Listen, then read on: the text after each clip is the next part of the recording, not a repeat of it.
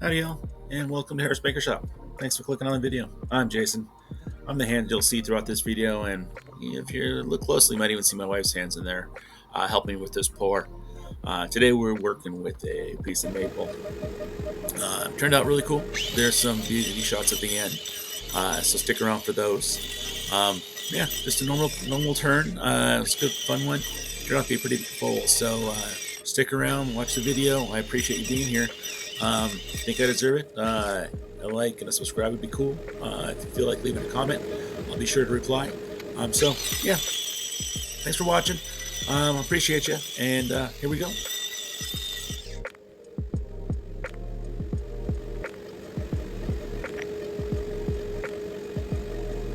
So once I get the link out of the mold or the bucket, been kind of following the same process lately. I've been putting a waste block in the mold that I grind down flat so I can mount my base plate on it. So I'm just trying to find center here, pre-drill some holes, and plug those screws in. Kind of a foreshadowing here. I pre-drilled those holes, but apparently not deep enough. So just keep an eye out. See how that turns out.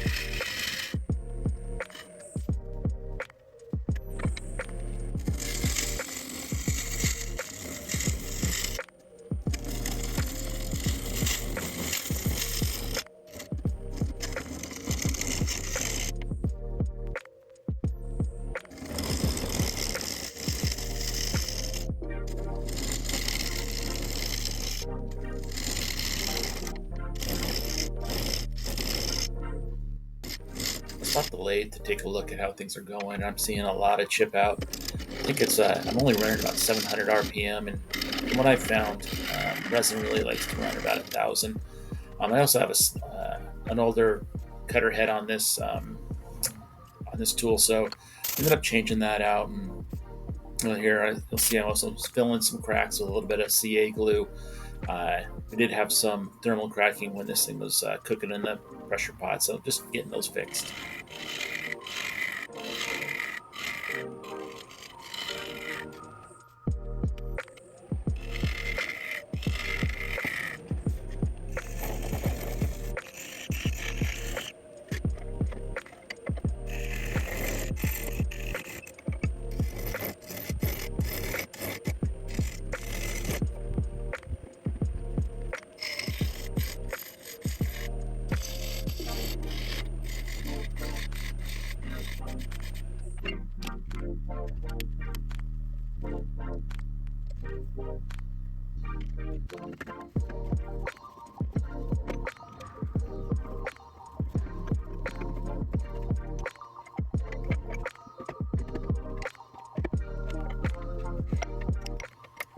Yeah, so here's where the fun with these screws start kicking in. Take off the first one and it breaks, so that's fun. I think I ended up breaking off 2 of them. What do you guys use to mount your faceplates to your blanks?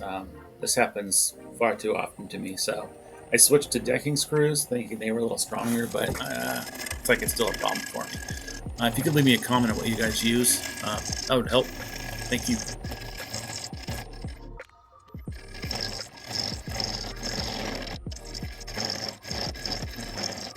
So to get those screws out, I start using my parting tool, and I kind of make a cove or a void on both sides of the screw, pretty deep, so I can then come back and drill out some of the resin and wood, and eventually just break off the resin and then unscrew the broken screws out of the blank. Not a fun time. Yeah, kind of sucks when this happens, but you get through it.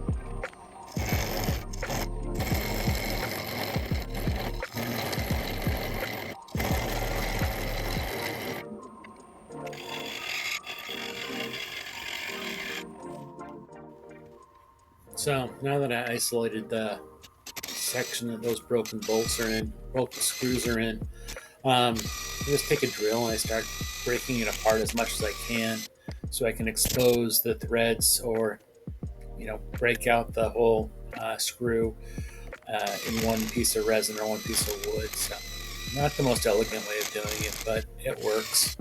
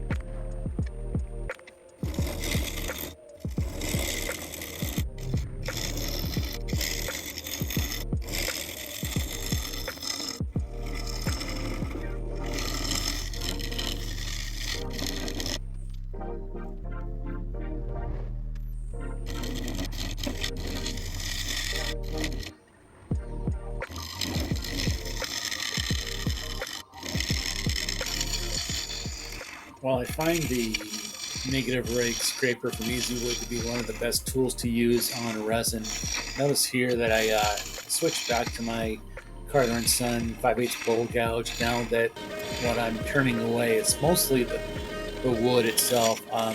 It's just much faster. I feel more confident with it, and allows me to take bigger cuts.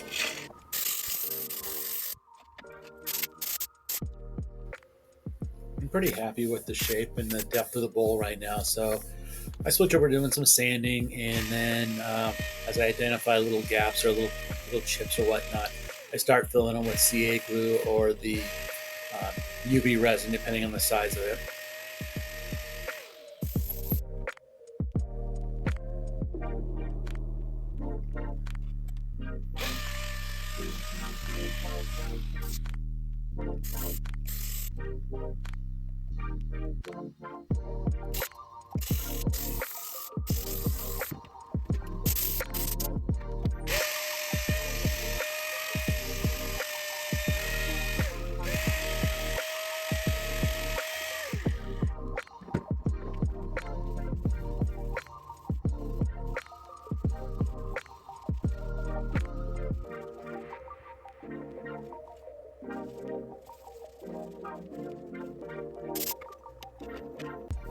And here we go with my favorite part of finishing a bowl, the UV resin top coat. It really fills in any micro cracks or defects and really brings out the wood and the resin for that matter. So just love using this stuff.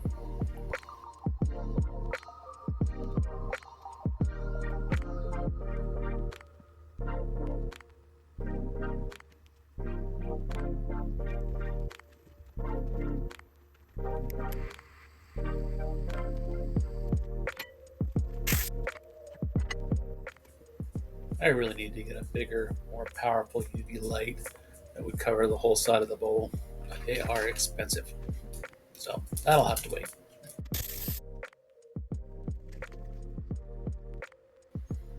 We're just about a little over 12 minutes into this video, and if you're still with me, I really want to thank you very much for sticking with the video. Um, I'm guessing if you're still here, you kind of like what I'm doing, so a like and a subscribe, maybe a comment would be awesome. It really helps me get the video out and possibly build this channel to show what I do to a much larger audience. So thank you all for staying with me. A few more minutes left, and there's some beauty shots at the end.